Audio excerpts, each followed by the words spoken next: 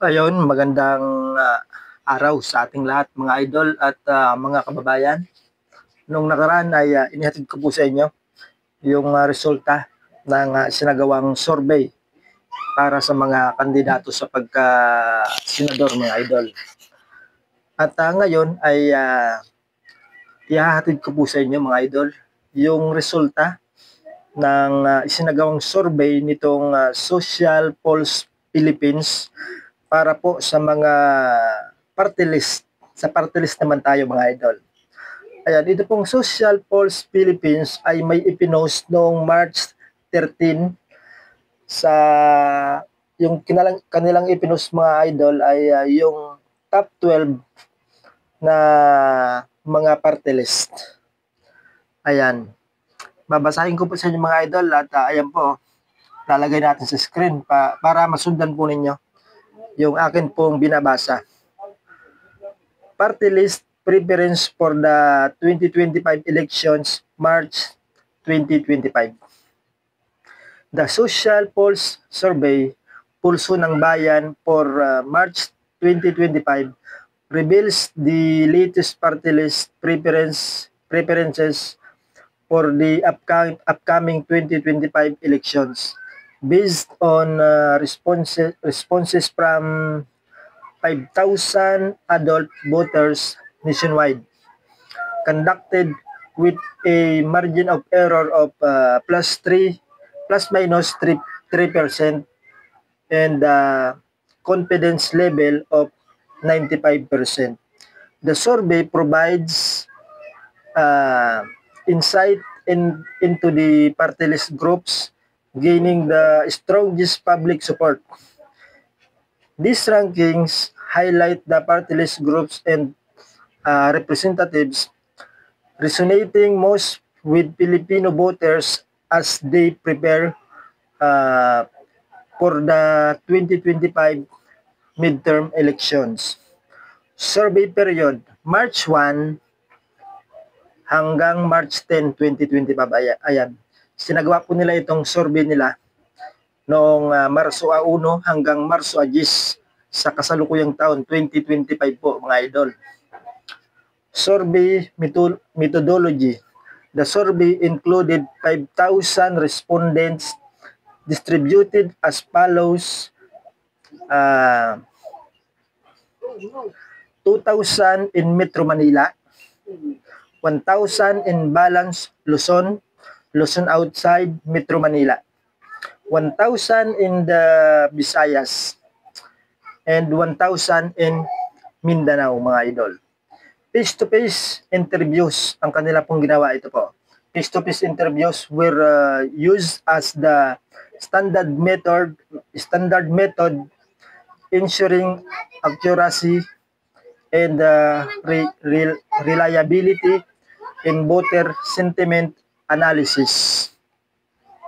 About Pulso ng Bayan Survey, the Pulso ng Bayan Survey is committed to delivering accurate and data-driven assessments of public sentiment on governance and political preferences by providing reliable, transparent, and insightful data. The survey aims to promote accountability, informed decision making, and active civic engagement. So ayan, hindi na po natin patatagalin mga idol dahil masyado nang tumatagal. Alam ko naiinip na kayo. Sana wag po kayong mainip. Pagtsagaan nyo pa mga idol. Ayan, ito po yung top 12 na pasok po sa kanilang ginawang surveys. Sa party list po ito mga idol ha. Ayan, nangunguna po ito pong ACT-CIS party list. Representative by Edvic Yap. Ayan, sila po yung nangunguna mga idol. At ang pangalawa ay itong Ahon Mahirap party list. Wilbert Tolentino. At ang pangatlo, BBM party list. Attorney Buko de la Cruz. At yung pang-apat po mga idol ay ito pong Solid North party list. Representative Ching Birnos. At ang panglima, Ako Bicol party list. representative by Saldico, mga idol. At ang pang-anim po ay ito pong Tingog Party List, representative by Yeda Romualdez. At ang pang-pito ay ito pong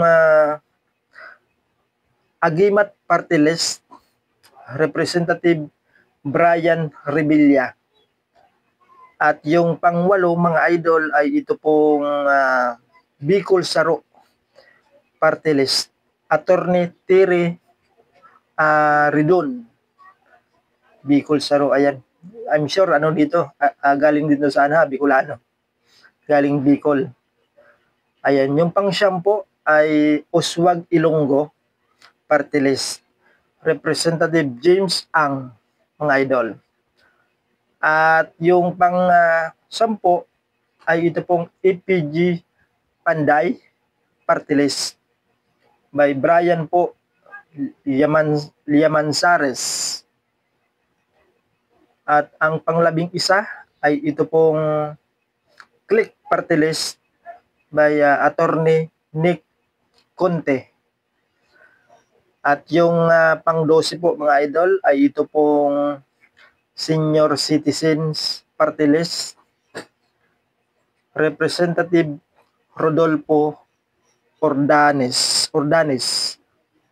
So yan pong binasa ko, mga idol, ay sila po yung pasok dito po sa top 12 sa ginawang survey nito pong Social Pulse Philippines noong March 1 hanggang March 10 po nila ginawa yung kanilang survey sa 5,000 respondents plus minus 3%. Yung survey ay ginawa nila doon po sa Metro Manila, 2,000 at 1,000 in Balance Luzon, Luzon outside Metro Manila. At 1,000 din doon sa Visayas, mga idol. At 1,000 din doon po sa Mindanao. So yung survey po na kanilang ginawa ay face-to-face po, mga idol. Hindi po ito online survey kagaya ng inihahatid ko sa inyo nung nakaraan ay sinasagawang survey para po sa mga kandidato sa pagkasenador. Yung iba doon ay online survey po yung kanilang ginagawa, lalong-lalo na ito pong Archlight Facebook page. Ayan, online po yung kanilang ginagawang survey. Pero ito pong survey na ginawa po nitong Social Pulse Philippines ay face-to-face survey, mga idol. So, sila po yung mga party list na pasok po. Yung mga binasa ko kanina, pasok sa top 12 dito po sa ginawang survey nitong Social Pulse Philippines. So, ayan, abangan nyo pa po, mga idol, mga susunod pong upload sa mga iba namang sa ibang nagsagawa ng survey. Ayan, ihahatid ko din sa inyo yung resulta ng ginawang survey para po sa mga party list naman tayo, mga idol. So ayan, maraming salamat po sa inyong panonood at ingat pa tayo lahat.